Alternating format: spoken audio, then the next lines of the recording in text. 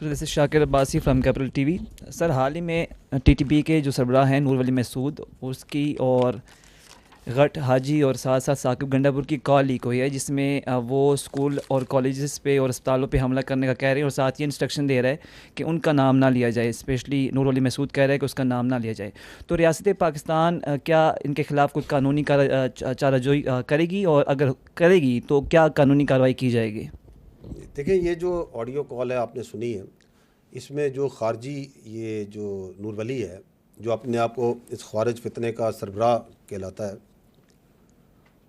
You have listen very clearly کہ وہ کیا کہہ رہے ہیں. پوری قوم نے میرا خیال سنا ہے، آپ لوگوں نے تو صافی ہیں، آپ نے بڑے غور سے سنا ہوگا. وہ یہ کہہ رہا ہے کہ اسکول اڑاؤ، کالج اڑاؤ، ہسپتالوں میں جا کے بم دھماکے کرو، لوگوں کے گھروں کو اڑاؤ، لیکن میرا نام نہیں آنا چاہیے. اس سے جو چیز پتہ چلتی ہے، میرا سوال یہ کہ یہ کون سا اسلام ہے؟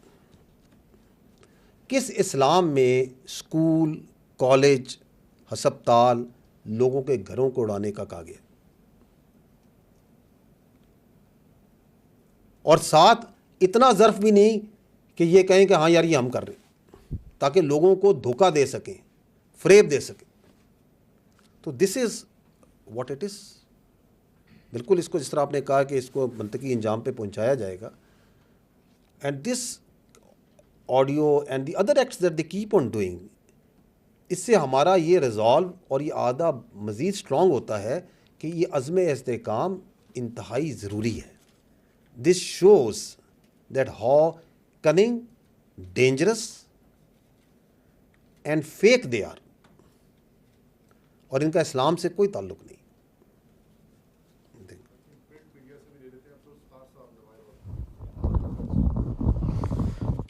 عبدالستار جی نوائے وقت سے میرا یہ سوال ہے کہ پاکستان میں جو دھرنوں کی تاریخ ہے نا، وہ سیاست کے ساتھ وہ بڑی اس کی ایک لمبی تاریخ ہے. حال ہی میں ایک جماعت فیض آباد آ کے دھرنا دیتی ہے، ٹی ایل پی مذہبی سیاسی جماعت ہے. اس نے ماضی میں بھی ایک دھرنا دیا تھا، اور جب بھی وہ دھرنا دیتی ہے یا کوئی بھی دھرنا ہوتا ہے نا، تو اس کا اسٹیبلشمنٹ کے ساتھ لنک جوڑا جاتا ہے کہ جی وہ بلاتے ہیں اور وہی ان کو واپس بھیج دیتے ہیں. ابھی بھی جو دھرنا آیا ہے وہ چند دن ایک دم اچانک وہ آئے ہیں اور ایک دم وہ چلے گئے. تو اور نام یہ لیا جا رہا ہے کہ جی اسٹیبلشمنٹ نے ان کو بلوایا تھا اور اپنی ضرورت کے لیے یا سہولت کے لیے. اس کے بارے میں آپ ذرا وضاحت کر دیں. دیکھیں، پوائنٹ یہ ہے کہ پہلے without I come to your the exact question that you have said, I think the issue is at the core of the issue is the فلسطین. یہ بڑا ایک حساس اور بڑا اہم ایشو ہے. ہمیں پہلے تو یہ کلیئر ہونا چاہیے کہ یہ جو فلسطین کا مسئلہ ہے، اس کے اوپر حکومت پاکستان کا اور افواج پاکستان کا بڑا کلیئر غیر مبہم موقف ہے. وہ یہ ہے کہ دس از اے جینوسائڈ، ان ایکسیپٹیبل. اور اس کے اوپر اگر آپ دیکھیں تو وزیر اعظم پاکستان کی، وزارت خارجہ کی، آرمی چیف کی، جن عمائدین سے جہاں ملاقاتیں ہوتی ہیں، اس کے بعد جو بیانیے آتے ہیں، جو اعلامیے آتے ہیں، ان کی جو پریس بریفنگز ہیں، اس میں بارہا اس بات کو بڑا کلیئرلی بتایا جاتا ہے.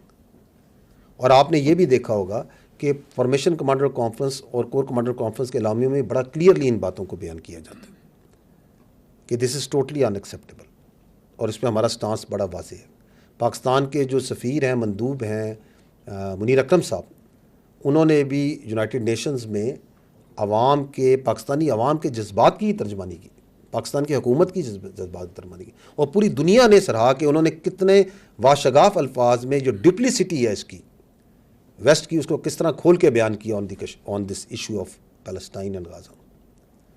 اور پاکستان تو ان ممالک سے جو شروع سے جو ان سے ہے، روز اول سے جب سے مسئلہ ہے، اس میں جو ایڈ ہے اس میں بڑھ چڑھ کے حصہ لے رہے ہیں.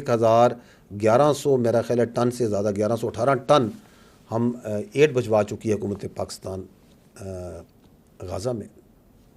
اور آرمی چیف کی ملاقات ان سے بھی ہوئی، ایمبیسڈر سے بھی ہوئی، یو این سیکرٹری جنرل سے جب ہوئی، اور امام کعبہ سے بھی ہوئی، اور جن سے بھی ملتے ہیں تو فلسطین کے مسئلے پہ ہمیشہ very clear and openly stance وہ بات کرتے ہیں.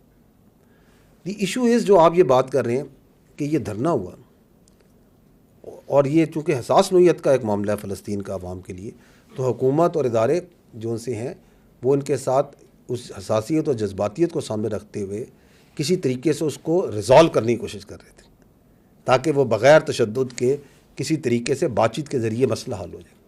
And in the meanwhile جو فیک نیوز اور پروپیگنڈا شروع ہو گیا کہ یہ جس طرح ابھی آپ نے اشارہ کیا کہ یہ ادارے نے خود لا کے اس کو بٹھایا, پتہ نہیں کس مقصد کے لیے بٹھایا. کل اگر جماعت اسلامی غازہ کے اوپر آ کے بیٹھے گی اور دھرنا دے گی تو آپ کہیں گے کہ یہ بھی فوج نے آ کے بٹھایا. کوئی اور پروٹیسٹ پاکستان میں ہو تو یہ بھی فوج کروا رہی ہے.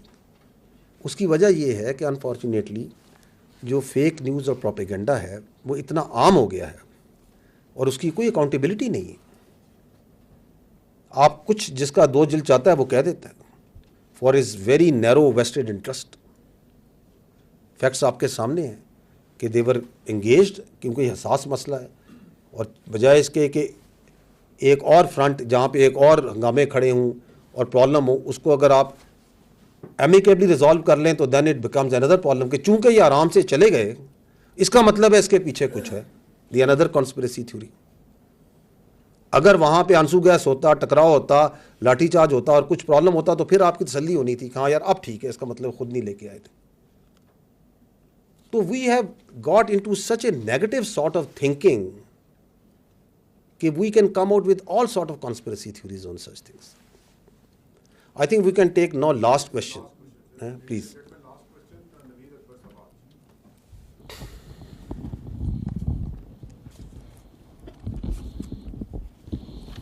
سر نوید اکبر آج نیوز سے. ابھی آپ نے اپنی پریس بریفنگ کا سٹارٹ میں بھی بات کی, جو پروپیگنڈا ہو رہا ہے اور جو تنقید ہو رہی ہے ادارے پہ, آرمی چیف کی ذات پہ بالعموم, اور آپ نے دیکھا کہ آرمی پہ بالخصوص دیکھنے میں آ رہا ہے بہت زیادہ تنقید کی جا رہی ہے, اور یہ سوشل میڈیا کے اوپر, اور یہ جو پروپیگنڈا ہے ایس آئی ایف سی اور آرمی چیف, اب ایس آئی ایف سی کے اوپر بھی بہت زیادہ ہو رہا ہے, جبکہ یہ اقتصادی بحالی کا ایک منصوبہ جو ہمیں بتایا گیا اور نظر بھی آ رہا ہے. تو اس حوالے سے اس کو کاؤنٹر کرنے کے لیے اس بیانیوں کو آپ لوگ کیا کر رہے ہیں سر, کیونکہ یہ تو آرمی کی براہ راست ادارے کے اوپر, یہ عوام کو ادارے کے خلاف جذبات ابھارنے کی کوشش ہو رہی ہے, عوام کو اٹھایا جا رہا ہے سوشل میڈیا پر, وہ ایک مخصوص جماعت جیسے آپ نے بھی ذکر کیا, مخصوص گروہ ہے جو یہ سب کچھ کر رہا ہے. دیکھیں یہ جو سوشل میڈیا پہ فوج کے خلاف اور فوج کی قیادت کے خلاف جو بات چیت ہو رہی ہے, اس کو دو چیزوں سے ہمیں سمجھنا پڑے گا. پہلی بات ہے یہ کیا ہو رہا ہے اور کیوں ہو رہا ہے, so that then we can only understand the question that you have made. دیکھیں یہ جو ہو رہا ہے یہ ہے ڈیجیٹل دہشت گردی, is nothing but digital terrorism. جس طرح ایک ٹیررسٹ ویپن ہتھیار پکڑتا ہے, بم پکڑتا ہے, اور اس کے ذریعے اپنی جو ول ہے وہ امپوز کرتا ہے سوسائٹی پہ اور اپنے ارد گرد, یہ ڈیجیٹل ٹیررسٹ موبائل کے ذریعے, کمپیوٹر کے ذریعے, جھوٹ کے ذریعے, پروپیگنڈے کے ذریعے, فیک نیوز کے ذریعے اضطراب پھیلا کے اپنی ول امپوز کرتا ہے. تو they are both doing the same thing. جو دہشت گرد ہے وہ آپ کو پتہ ہے کہ یہ دہشت گرد ہیں, یہ دہشت گرد ہیں, ان کے یہ نام ہے, یہ گروپ ہے, یہ ہے.